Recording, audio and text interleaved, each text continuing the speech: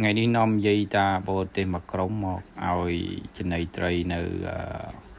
នៅវត្តវិបស្សនាធុរៈនៅជើងភ្នំឧដុង្គហើយមានត្រីជាច្រើនតោះចាំមើលតើយើងមកតាមខ្លួនណាយើងទៅតាមដានទាំងអស់គ្នា